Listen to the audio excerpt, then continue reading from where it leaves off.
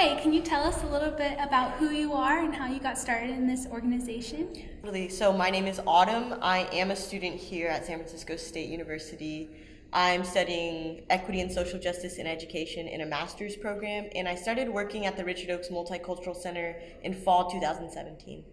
My introduction to the Richard Oakes Multicultural Center happened actually just as a student looking for a quiet study space.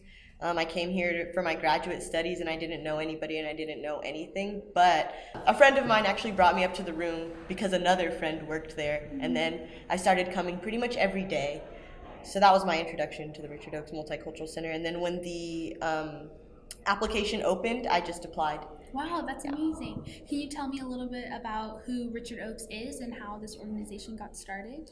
Yeah, so the namesake of this organization is Richard Oakes. Richard Oakes was a Mohawk Indian who was actually a student here at San Francisco State, and in the 1960s he led the occupation of Alcatraz.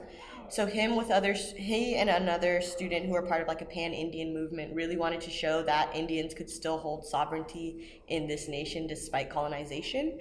And so he was a student here. Unfortunately, he was killed by somebody in the 70s, so he's long passed.